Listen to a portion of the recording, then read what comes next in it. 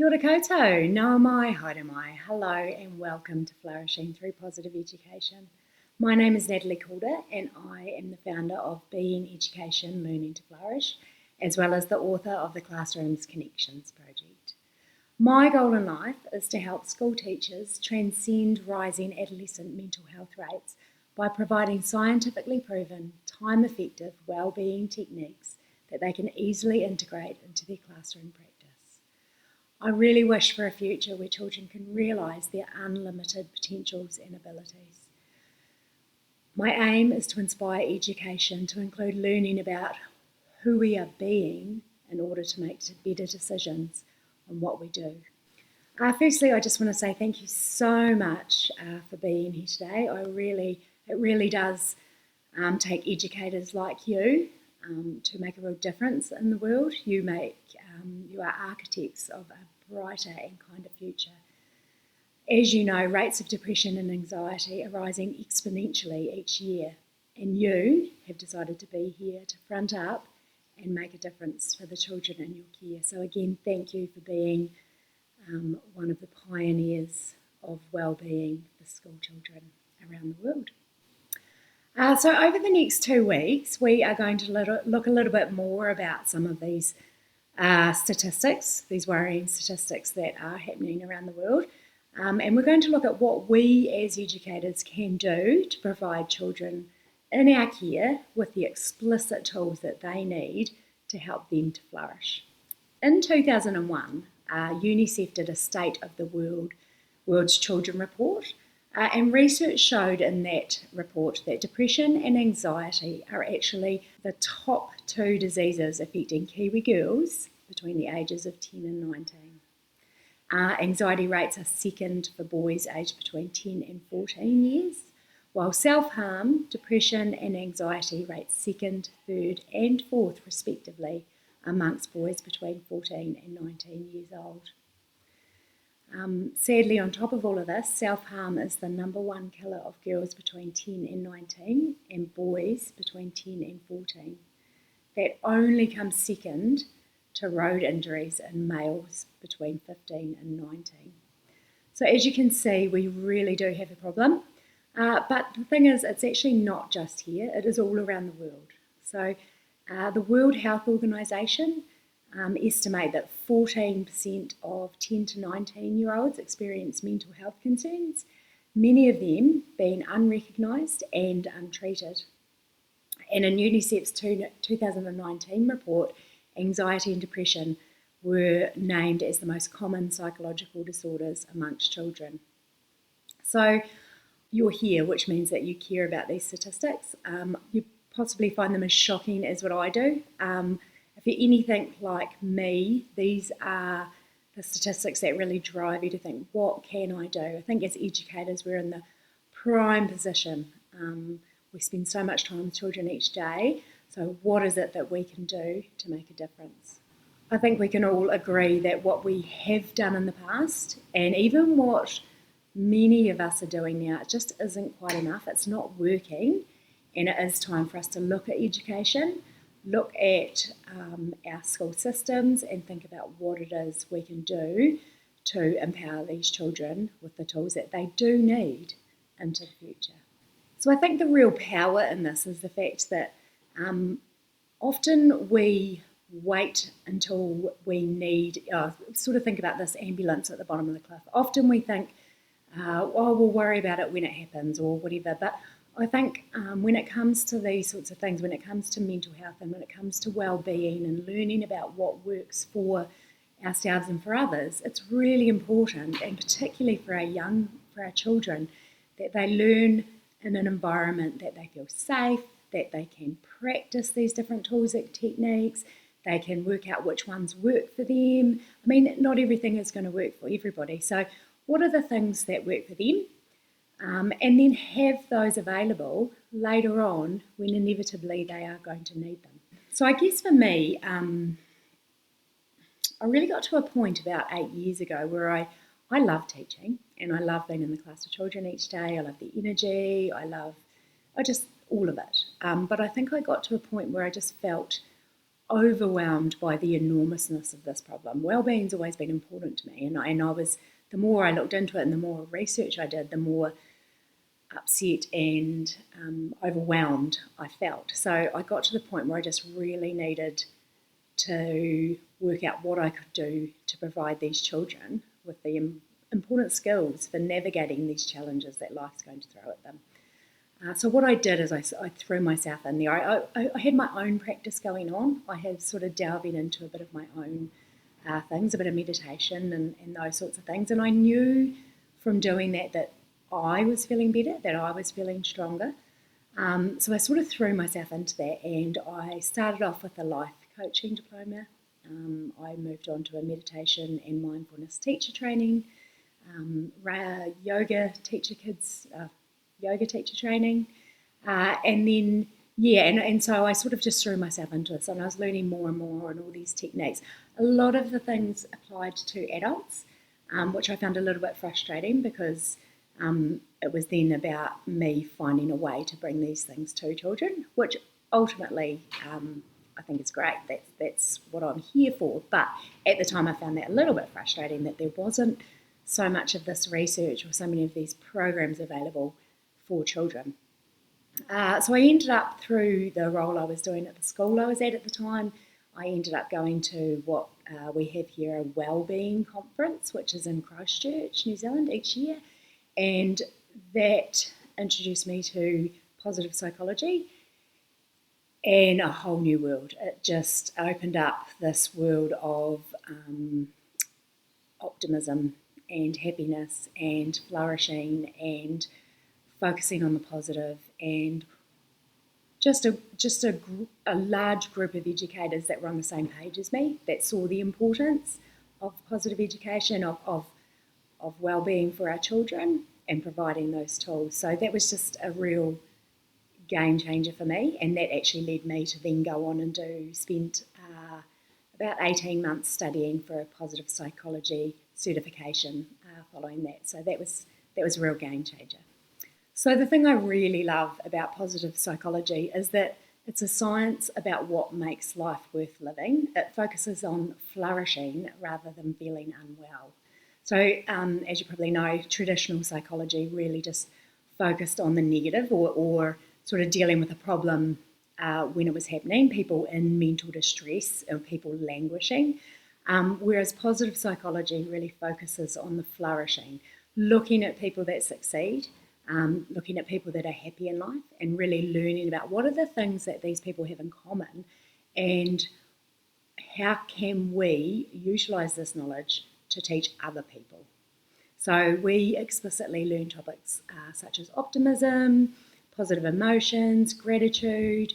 Learning about your character strengths is a real kind of building block of positive psychology.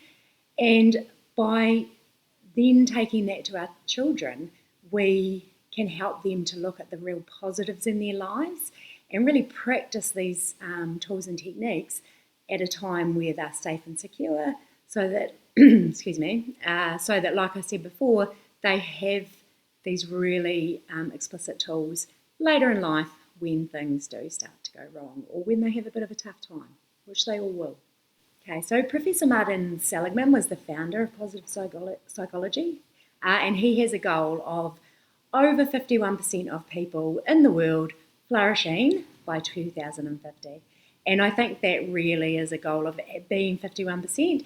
That really is going to tip that balance and empower more and more people to look at the more positive side of life and to help each other and support each other. So I think that's a really noble cause, and I do think that as someone working with groups of children each day, it does give us that opportunity to hopefully get there just that little bit quicker. Every person makes a difference, but if we can if we can encourage a few people at a time, then we're just only going to get towards our goal that much quicker. So some of the positives of positive psychology, or some of the things that children get out of this, there's been loads of research. It does increase students' sense of self-worth.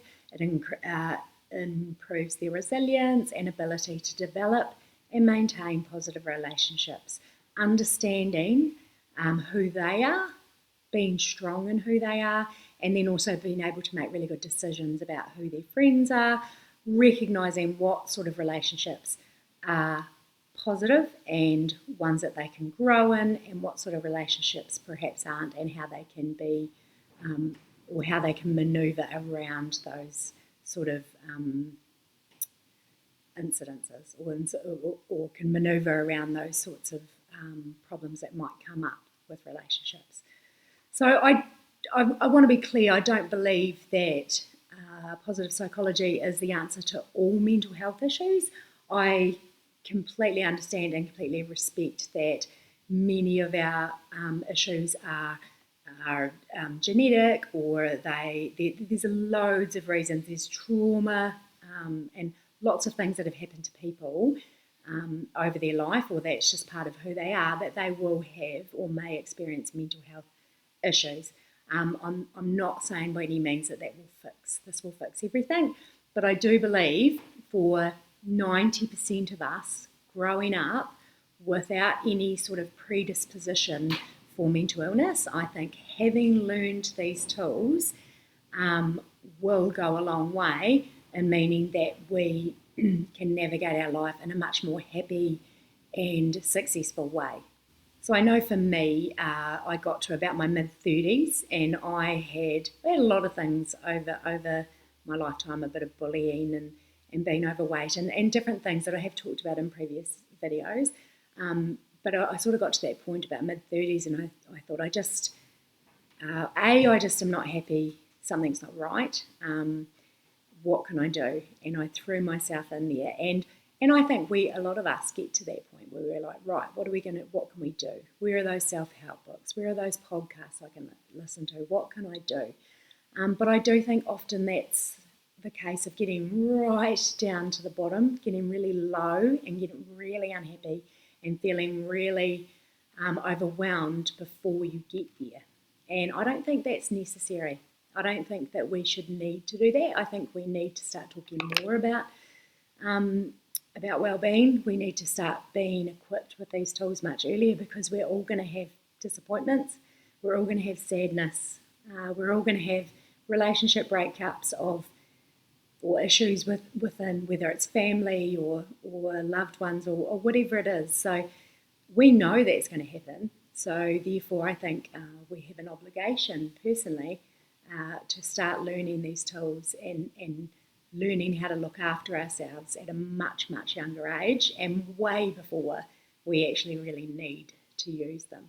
So one thing I really did find when I did go searching, I'd sort of done my bit of learning and got my own practices in place, and then that's where I sort of turned to the children in my care and thought, right, what can I do for them?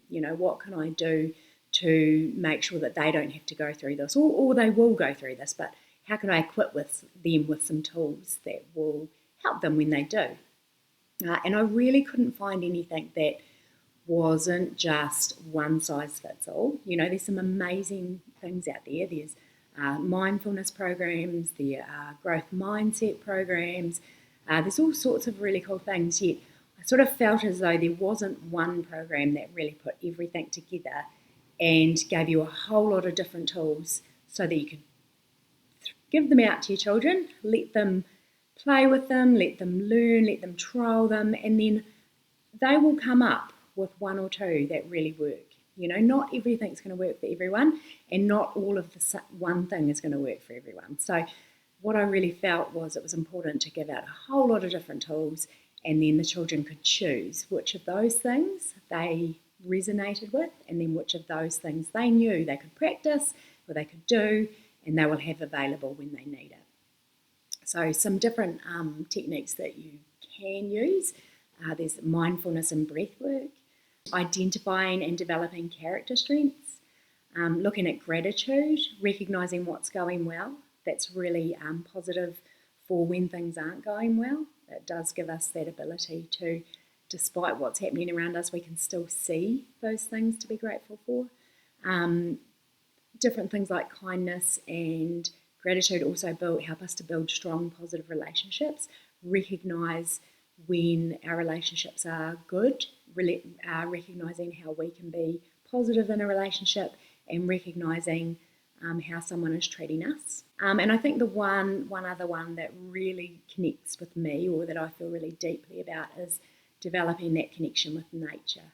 And I think that really gives us a sense of belonging, but I also think that that really helps us to connect with the wider world, with each other, but then our environment. I think we are in a situation now that things need to change, and I think the children of this generation are more sort of aware of that and perhaps a bit more attuned, and I think it's really important that we foster that and help them to develop that connection. So I think getting that time outside unhindered by our agendas and just letting them play and letting them do all those things that actually being kids is all about. Okay, so thanks for joining me today. It's really great to go through some of that stuff with you. I know that it was really heavy at the start talking about some of those statistics, but I think it's something that we need to talk about a wee bit more. We need to get these things out there, and we need to help people to understand that things need to change. Again, I don't think that positive psychology is the only answer, but I think it is a really amazing tool, or a really amazing sort of way that we can start looking at things and looking at our education system, looking at what our children need to learn, and looking at how we can empower them to flourish. So thanks so much for joining me today. I have, over the holidays, designed a PDF. It's called 6 Simple Ways to Classroom Wellbeing. It is based on the science of positive psychology. It has 6 different topics in there. It gives you a little bit of an understanding on the science, and then it provides you with some lesson plans and activities that you can actually do in your classroom as you start 2024 off. So if you were interested in having a look at that you can find that at my website, www.beingeducation.co.nz. Really love if you join me there and download that. Hopefully that would give you some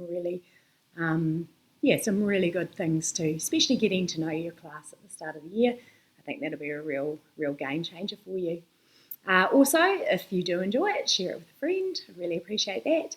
If you're not already, love to see you on Facebook or Instagram, or even just via email. I'd really love to hear if there's any sort of feedback, anything you've really enjoyed, anything you'd like to hear more about. I'm here to help you on your journey to helping your children to flourish in your classroom. So let's all make a difference for the children in our care together. Let's work together and see what we can do. Again, thank you so much, and I will see you again next week for the rest of our discussion on positive psychology. Awesome. Ka kite.